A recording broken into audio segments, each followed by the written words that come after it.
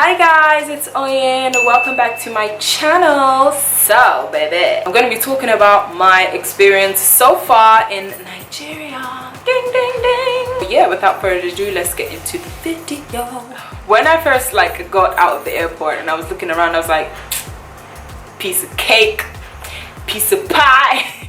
I can do this. I've been traveling to Nigeria. I've been back and forth a few times in the past. This is nothing.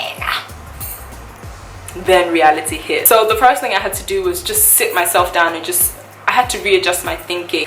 This is Nigeria now, okay? So stop comparing, because what I was doing was, oh my gosh, how dare they not have this? This is so basic. This is a necessity. Oh my gosh. And I used to get so annoyed. It was two different countries, two different continents, two different ways of doing things. So I just needed to readjust my mind and just stop comparing, because the more I was comparing, the more I was starting to feel like, why did I ever come in the first place? Is it worth it? But I just had to realize that this is Nigeria. We're still developing. Nigeria is an amazing country. There's so many amazing things. I just needed to stop comparing the way things are here to the way things are in the UK. It's just not gonna work. It was driving me crazy, so that was one of the things I had to do first. So I would say, if you're thinking of coming, whether it's for holiday or you want to move, or because I've had a few people message me saying they're coming to Nigeria in a few weeks, or Easter, or summertime or something, if I have any tips. But this video kind of goes hand in hand. I normally email them back or message them back, or they message me on Snapchat, but I just thought I'd do a video for those of you who are just curious, or if you just want to hear me talk. So this is kind of funny, but guess who knows how to operate a generator? Boom.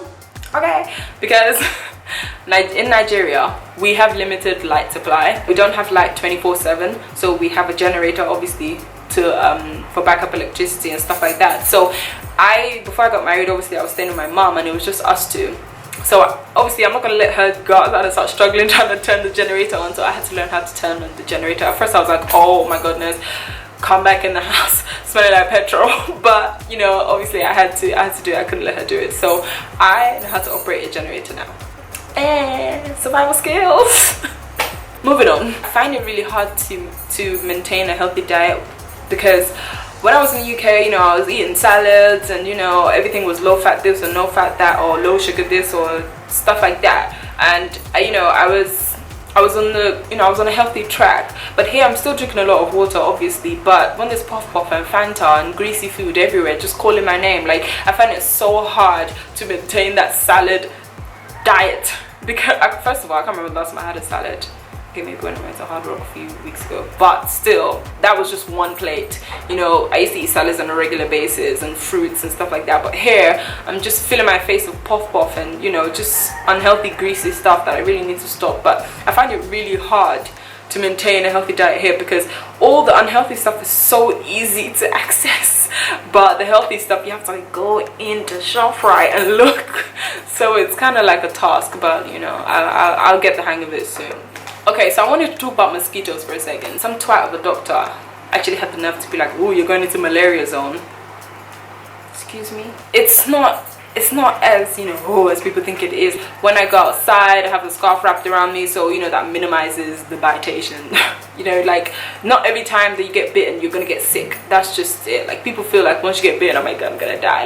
No, a lot of people get bitten a lot of times and nothing happens to them. Not every time you get bitten you're gonna get malaria, okay? And another thing, that mosquito repellent is BS, because, fun fact and true story, when my friends came over for my wedding, they were like, psh, psh, mosquito repellent, psh, psh.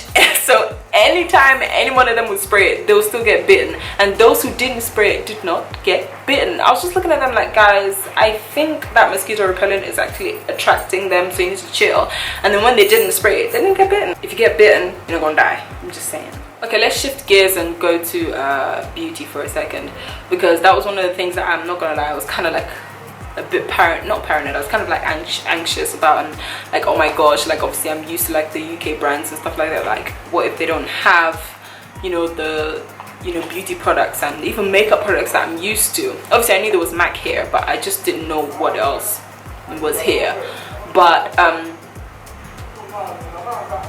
was kind of curious, oh my gosh, what if they don't have, but I've actually realized that they have more US makeup brands and products than UK, which is kind of cool. Obviously they have stuff like Anastasia Beverly Hills, NYX, there's Maybelline now. Maybe it's Maybelline. We have Clinique, Elizabeth Arden, Olay. There's a store that I normally go to, it's called Allure, I think. Allure Cosmetics or something like that. That's where I get my beauty products from, because they have everything from the tea tree face mask, from the Body Shop, they have it there. It's not like, okay, I'm gonna walk into Superdrug and find like a bunch of stuff, but you just have to really know where to look. It's not like you have to change your entire makeup routine and switch to all Nigerian brands. No, they have a lot of international brands here, which is cool. So moving on, one of the reasons why I moved to Nigeria was to start my own business, and obviously I can't say what it is yet, but before I came I definitely did research, because I needed to make sure that what I was actually coming to do, that there was a market for, which there is, thank God. I definitely did my research, and obviously hubby came here before me, so he helped me with research as well, and yeah, that basically gave me the go ahead, prayed on it, and obviously it is the way forward. So I would say if you are coming here, you know, especially if you're gonna stay, if you're moving here and you know you're thinking of like what you can do and stuff like that, if you want to work for someone or you want to work in a corporate company, I would say do a lot of research.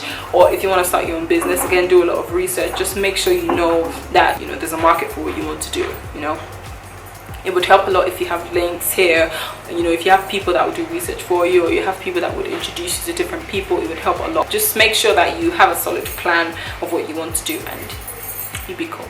The good thing about Nigeria is, because we're not all the way out there yet, like we still have a lot of improvements to do, so there's a lot of space for people to do what they want to do and just introduce different things to Nigeria. In my previous vlogs I've touched on transport and like my experience with transport and stuff like that, but it's not terrible, like it's not bad. I mean, like I said before, there's Uber, which is my best friend. I take Uber everywhere. However, ladies and gentlemen, I am thinking of starting, I want to drive, basically. I am thinking of starting driving lessons. Every time I tell my hubby like I want to drive in Lagos, and he's like, good luck.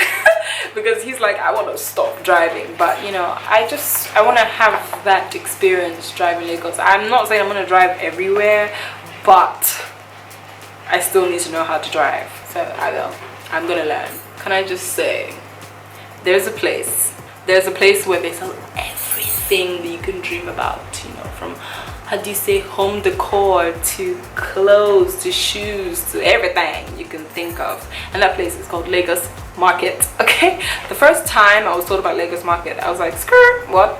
But my auntie was like, let's go. So when I went, you know, it's rowdy, you know, it's hot obviously because there's no shelter. It's literally like a big road, but it's a market. Just think of Oxford Street without the stores, but everything in the stores is on the street. So just knock off all the ceilings of all the stores. That's basically what Lagos Market looks like. But let me tell you something, that place is amazing because they import from everywhere. Some people don't go there because it's rowdy and stuff, but you know, if you want that good, put on that hat, them sunglasses and them slippers, and you go to Lagos, honey. That's what I do. And they have amazing stuff. They even have cereal, American cereal. I've never seen before in my life. They have Kool-Aid, like they have everything you can think of. It's amazing. Did I mention my church is lit? Ping! First of all, I was like, yeah, we need to find a church that's lit, fam. My hubby and I, when we were in the UK, we used to go to Hillsong, so, and we really love that church. Like, so we wanted to find one that's like really similar to Hillsong. And we found out that Daystar is very similar to Hillsong, like from the size to the lighting in the church to the order of the service and to the length of the service. It's amazing. It's only like 2 hours, and all the choir is so amazing. I think I inserted a clip from like a few videos ago of their choir, even though they told me to stop recording. But you know, the service is amazing, the church is amazing. I love it. So let's talk about shopping malls. Obviously there's ShopRite and Palms. But I was watching the news the other day, and they were talking about retail and how, you know, they're planning to build a lot more shopping malls and stuff like that, because, you know, people need, you know, what they need and stuff like that. So I think by 2018 we should have a few more shopping malls. And you know, the stores inside, they're not bad. You know, you have your perfume store, you have your beauty store, you have the actual ShopRite, and you have like a few bits and bobs, so it's not like it's terrible. You know, you have the iStore, you have Mac, you have a few things, and then you have your food court and stuff like that. So it's a pretty good day. Like, if it's pretty good, like if you want like a day out You know, you can shop, eat, watch a movie, go home. But obviously compared to like the UK with like Westfield and all sorts, you know, it was a bit of a switch for me. It took me a while to adjust to that. Like I couldn't just wake up and say I'm going to Primark or going to New Look or something. But you know, with time, so this hair won't let me be great. Let's talk about socializing for a minute. I'm very laid back when it comes to like socializing. I don't really put myself out there too much in terms of like I have to hit this party up and go to this person's wedding even if I don't know them. But I don't really do that. Yeah, I normally like watch a movie or have lunch with my friends, or you know, go on a date with hubby. If I really want to socialize, then I go out to like places like maybe Rhapsodies where there's like loads of other people, you know. Obviously if you're sitting at the table next to someone, you could have a conversation with them, you know. So places like that. Rhapsodies because I love their nachos. Rhapsodies is kind of on and popping because, you know, the music and stuff like that. And there's like a few other places like that, you know. There's a suya spot in GRA called Trinity. That's a good socializing spot as well, you know. So little places like that, but mainly in the evening, that's when everyone is out and ready to play. So if you really want to like socialize and meet new people, those kind of places are cool. The beach is actually cool as well. Church. When it comes to interacting with people, I'm actually a bit of like an introvert. But you know, yeah, I need to get out there more and just socialize and meet new people and stuff. So yeah, so I think that's about it. I mean, to be honest, I've only been here for a year, and like majority of that year I was planning my wedding. So I have only like started moving around and exploring for like 2-3 months. So I haven't really, I know there's so much more out there that I need to see and so much more places that I need to go to. So far, that's about what my experience has been. The transition from living in the UK to London, it's been a bit, it's up and down. Like, you know, sometimes I'm just like, oh my gosh, this is so different to what I'm used to. But then I think about the reason why I'm here, so that kind of like goes out the window. So it's not terrible. It's not as hard as it might look. You know, Nigeria is not, it's not that undeveloped to the point where you can't relate to anything that goes on around here. The transition hasn't been that bad at all. It hasn't even been bad. I can't say it's been bad. It's just different. That's it basically about my experience so far. I hope you enjoyed this video. If you did, please give it a thumbs up. Don't forget to subscribe, and I'll see you in my next video. And stay fab like me.